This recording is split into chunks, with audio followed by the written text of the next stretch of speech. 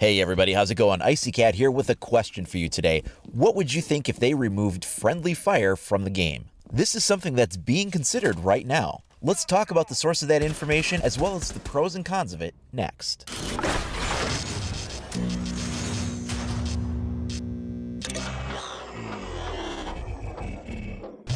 Before we get started, I wanted to wish everybody a happy Thanksgiving tomorrow for those of you in the United States.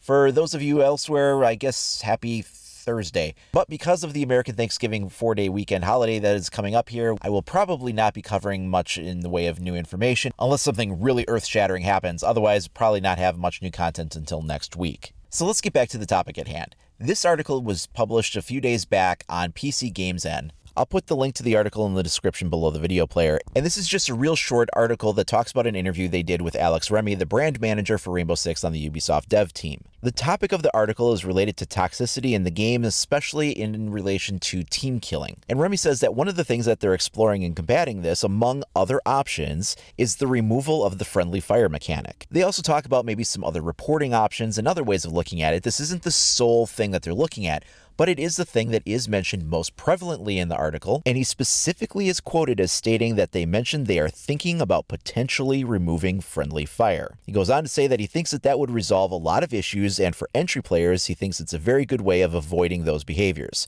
Starting next year, we need to start fixing toxicity. PC Games N then goes on to ask if it means the friendly fire would get pulled from the casual playlist soon. Remy responds by saying it's not yet 100% decided, and they're toying with this idea as a prototype, but it has some consequences, and they're always trying to figure out a balance. They do say that anything that they might do would be tested out on the test servers first before it goes into any actual live gameplay.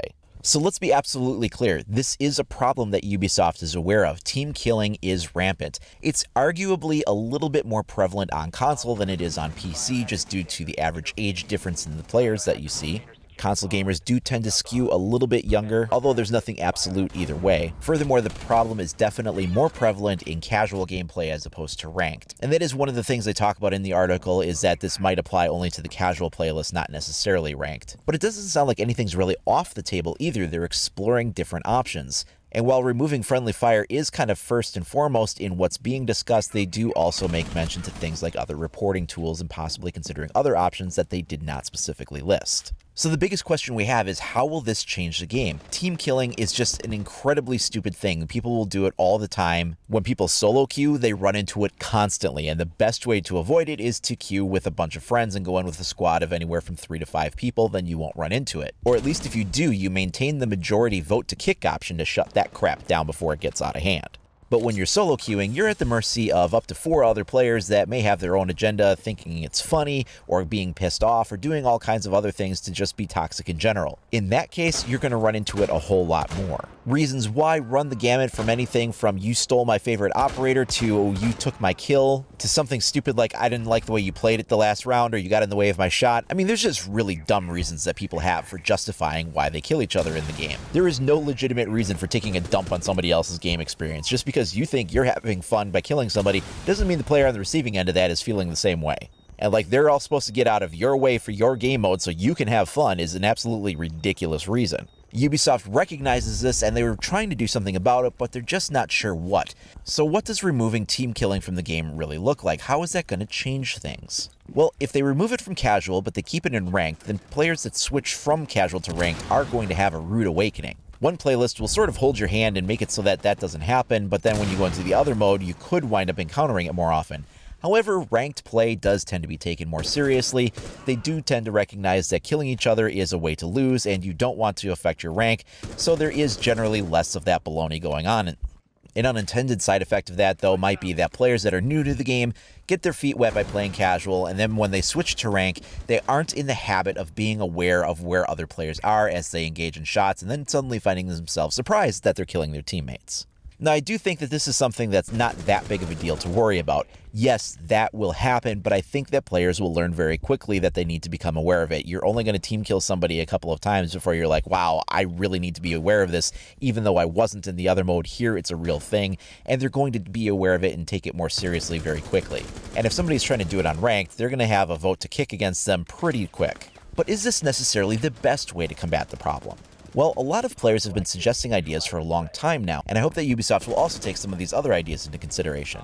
One of the biggest ones is a forgive or punishment system. So essentially, if you got team killed as the victim of that team kill, it is up to you to then vote to either forgive that action or to punish that action. There are certain circumstances where you can tell it wasn't on purpose. Somebody was trying to shoot a drone, or maybe they were trying to scope in on a camera and you just happened to run in front of them at the wrong time. It was obviously just a mistake. This is especially true when you have good mic communication and you shoot somebody, you immediately apologize, the other person's like, hey, don't worry about it. Having that option to hit that button to forgive the player for what they did because you knew it wasn't on purpose and was an honest mistake is a good thing to have. But it still gives you the ability to call the person out on their behavior if it was definitely an intentional thing. The whole point of this is to combat toxic behavior. So then what happens when you choose that option?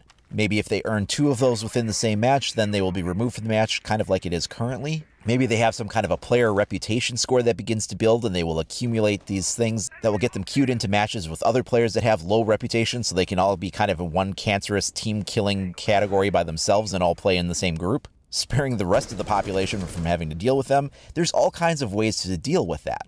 Other people have suggested something like a damage reflection system where if somebody shoots you, instead of you taking the damage, the person that shot you did the damage.